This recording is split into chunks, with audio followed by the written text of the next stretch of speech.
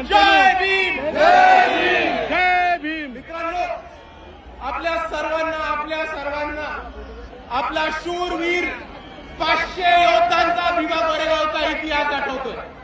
आणि इतक्या वर्षापूर्वी जरी ती लढाई झाली असेल तरी 2025च्या शेवटी 2026 मध्ये जाताना आजही भीमा कोरेगावला लाखोच्या संख्येने भीम अनुयायी येतात.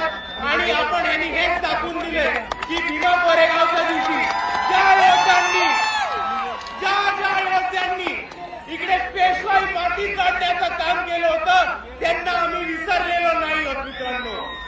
आणि दुसऱ्या बाजूला ज्या 500 शूरवीरांनी इकडच्या व्यवस्थेच्या विरुद्ध, इकडच्या परिस्थितीच्या विरुद्ध आणि इकडच्या पेशवाईच्या विरुद्ध बंद उकरण्याचं काम केलं होतं त्यांना आपण अभिवादन करायला येतो तेव्हा फक्त महाराष्ट्राला नाही तर भारताला नाही तर अख्ख्या जगाला दाखवून देतो की हे बाबासाहेबांची औलाद अजूनही लढलेलो विसरलो नाही होत. 500 लोकांनी तेव्हा वार केला होता आणि मात केला होता पेशवाईचा.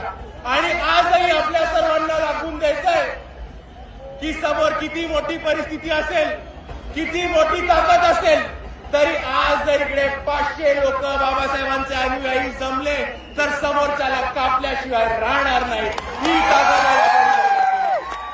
आणि म्हणून मी आपल्या सर्वांना एवढीच विनंती करतो की आज जसं आपण भीमा कोरेगावच्या इथे अभिवादन करायला एवढ्या मोठ्या संख्येने आलो त्याच पद्धतीने आपल्याला हा शौर्याचा इतिहास आणि आपल्याला आपल्या समाजाचा लढवय्या इतिहास पुढे घेऊन प्रत्येक क्षेत्रामध्ये घेऊन जायचा आहे. आणि भीमा कोरेगावच्या शौर्यांना आपण तेव्हाच अभिवादन करू जेव्हा आपण त्यांच्या पद्धतीने त्यांच्यासारखे छाती टोकपणे लढणं शिकू.